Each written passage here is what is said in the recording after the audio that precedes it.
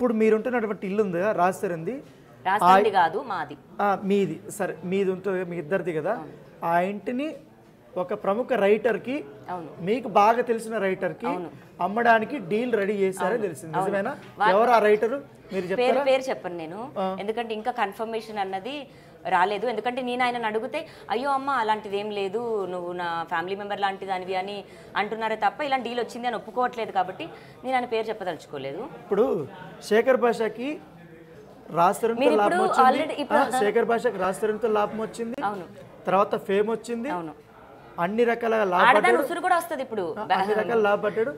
కానీ శేఖర్ భాష ఇన్ని లాభపడ్డాడు కదా, మరి ఈ 3 నెలలు లావణ్యకు వచ్చినట్టు లాభం ఏంటి? నాకు లాభం రాలేదు. అవును ఖచ్చితంగా, కాకపోతే అవి జనాల పర్సెప్షన్ అండి, దాని నుంచి నాకైతే ఏం అవ్వలేదు. ఆ శనికావేశంలో నేను ఏమన్నా కోపం ఏడవడం లాంటివి జరుగుతున్నాయేమో కానీ ఏం ఫరక్ పడట్లేదు నాకు. ఓకే, ఎందుకు మధ్యలో శేఖర్ భాష మస్తాన్ సాయిని తీసుకురావడము, ఉనీత్ రెడ్డిని తీసుకురావడము, మీకిద్దరికి మీ మస్తాన్ సాయికి ఉనీత్ రెడ్డికి మీకిద్దరికి బాగా వ్యక్తిగత సంబంధాలు, ఇతర సంబంధాలు ఉన్నాయని చెప్పడము, దానివల్ల సోషల్ మీడియాలో ప్రతిరోజు కనీసం ఒక 200 ఛానల్స్లో లావణ్య ఇలాంటిది, లావణ్య ఇలాంటిది అని ఇట్లాగే స్ప్రెడ్ అయింది. దీని ఎంతంతా శేఖర్ భాషనే అండి. ఇప్పుడు మస్తాన్ సాయికి ప్రాబ్లం ఉంటే మస్తాన్ సాయిని వచ్చి కూర్చొని మాట్లాడమనండి, యూనిత్కి వస్తే యూనిత్, బట్ మధ్యలో వీడేవాడు సంబంధం లేకుండా, ఒక ఆర్జే కదా వాడు. మళ్ళీ మనం నేను ఒక కామన్ మ్యాన్ అంటాడు, మనం మీడియా అంటాడు, జర్నలిస్టులని వాళ్ళతో కలిపేసుకుంటాడు. ఏం మీడియా అని చెప్పాడు? ఇప్పుడు ఎవరితో మాట్లాడుతున్నాడో మనం మీడియా కదండి, అడుగుదాం మనందరం కలిసి ఆమని అంటాడు. నువ్వు మీడియా ఏంట్రా అని నేనేమంటున్నానంటే, ఇప్పుడు రాజస్థాన్ సైడ్ అయిపోయాడు, మాల్వి మల్హోత్రా సైడ్ తీసుకొస్తానండి ఇప్పుడు వాడిని రాజస్థాన్ని. శేఖర్ భాష లోపలికి వెళ్ళాలని కూడా నేను వెళ్తున్నందుకు నాకు ఒక టైంలో హ్యాపీయే. ఓకే, ఇప్పుడు మీ గురించి నెగిటివ్ గా నెగిటివ్ కాదు, నెగిటివ్ తిట్టుకోమనండి, నో ప్రాబ్లం, నేను ప్రూవ్ చేసుకుంటాను. కోర్టు నాకు తప్పు అని చెప్తే, కోర్టు నాకు శిక్ష వేస్తే నేను తప్పుడు దాన్నండి, కోర్టు వెయ్యాలి కదా. శేఖర్ భాష అక్కడికి ఏం తెలుసు, వాడు వచ్చి వాగేసినంత మాత్రాన నాకేం ఇది కాదు. అంటే ఆయన చెప్తున్నది అంతే, మీరు బూతులు బాగా మాట్లాడతారు, అగ్రెసివ్గా మాట్లాడతారు, చూడండి ఈ ఆడియోలో ఈ అమ్మాయి ఇంత గట్టిగా అరిచింది, అందుకే రాజస్థాన్ భయపడిపోయాడము, అందుకే వదిలేసాడు అనేసి చాలా వరకు చెప్పాడు కదా. ఆ ప్రభావం మీ మీద బాగా పడినట్టుంది. పడింది, బట్ అదే ప్రతి ఒక్కరికి ఆలోచన అన్నది ఉంటుంది, ఆలోచన అన్నది కలిగితే శేఖర్ భాష చేసింది అర్థమవుతుంది.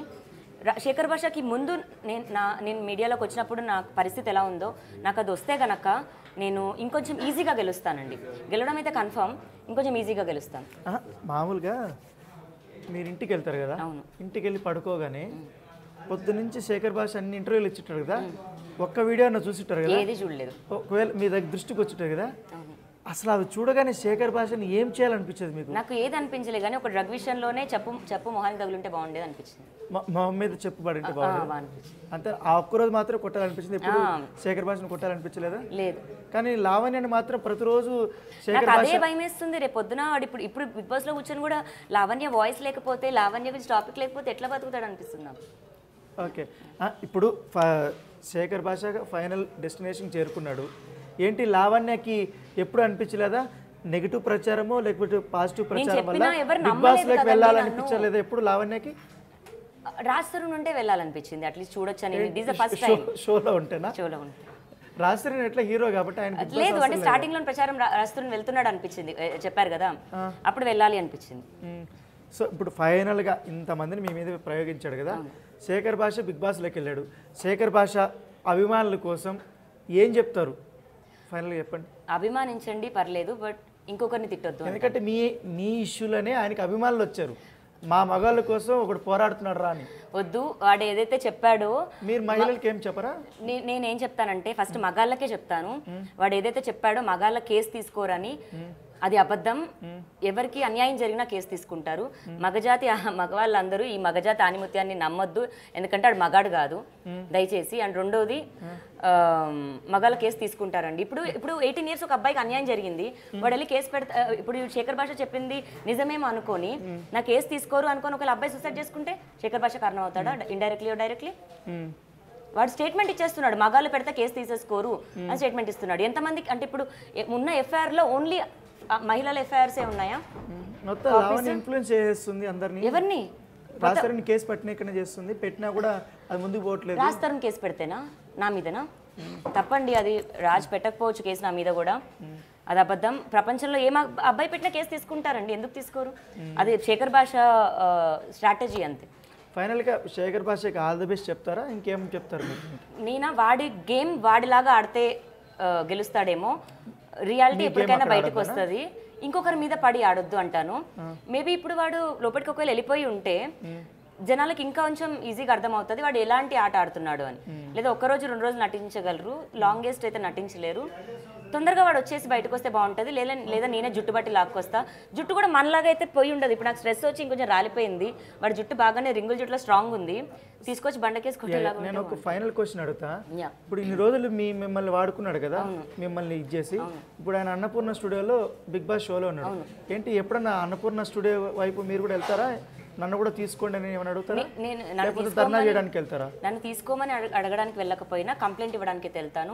నాగార్జున సార్కి రీచ్ అవ్వాలి, ఇతను ఇలా చేసి ఆర్మీ పెంచుకున్నాడు, ఒక ఆడదాని మీద చేసి పెంచుకున్నాడు. రాస్తారు నేను కొట్టుకున్న ఏం చేసినా సరే అదే ప్రొడక్షన్ లో రాస్తారు ఫస్ట్ సినిమా మాకు కూడా తిండి పెట్టిన ప్రొడక్షన్ అది అన్నపూర్ణ స్టూడియోస్ అన్నది. మాకు ఇమ్మెన్స్ రెస్పెక్ట్ ఎప్పుడు ఉంటుంది దానిపైన. అలాంటి మమ్మల్ని తొక్కేసి బయటికి వచ్చాడు. ఈరోజు మేము విడిపోయి ఉండొచ్చు, మేబీ రేపు కలవచ్చు, కానీ ఇద్దరం ఒకటే కదా మరి. అదే అన్నపూర్ణ స్టూడియోకి అలాంటి ఒక అమ్మాయిని వాడు ఇలా చేసి వచ్చాడు. నాగార్జున గారికి నేను అదే కోరుకుంటాను. ఆయన వరకు ఈ మెసేజ్ డెఫినెట్గా రీచ్ చేపిస్తాను. సార్ మమ్మల్ని ఇలా చేసి వచ్చాడు, ముఖ్యంగా నన్ను 2 నెలలు నన్ను ఇంత వేధించాడు, ఆఖరికి మనిషిగా కూడా చూడకుండా ఒక ఆడదాన్ని కుక్కతో సంబంధం పెట్టి చేయించాడు. ఇలాంటి మనిషినా మీరు ఎంకరేజ్ చేసింది, ఇలాంటి మనిషినా యాక్సెప్ట్ చేసింది బిగ్ బాస్లోకి అన్నదైతే ఖచ్చితంగా నేను రీచ్ అవనేస్తాను. సో ఇది లావణ్య చెప్తుంది. ఎందుకంటే తనను అనేక రకాలుగా హింసించినా, తనని డిఫేమ్ చేసినా, నన్ను వాడుకొని తనను ఒక ఫేమ్ తెచ్చుకొని మగాళ్ళ కోసం ఒక ఆర్గనైజేషన్ పెడతానని చెప్పి అన్ని రకాల అందరినీ కూడా వాడుకొని ఇప్పుడు బిగ్ బాస్లోకి అడుగుపెట్టాడు. ఇటు మీడియాని మోసం చేశాడు, సోషల్ మీడియాని మోసం చేశాడు, మగవాళ్ళని మోసం చేశాడు, తన చుట్టూ ఉన్నటువంటి వారిని కూడా మోసం చేసి ఇప్పుడు ఆయన మాత్రం ఆనందంగా బిగ్ బాస్లోకి వెళ్తున్నాడు అంటూ కూడా తన ఆవేదన లావణ్య చెప్తున్న పరిస్థితి.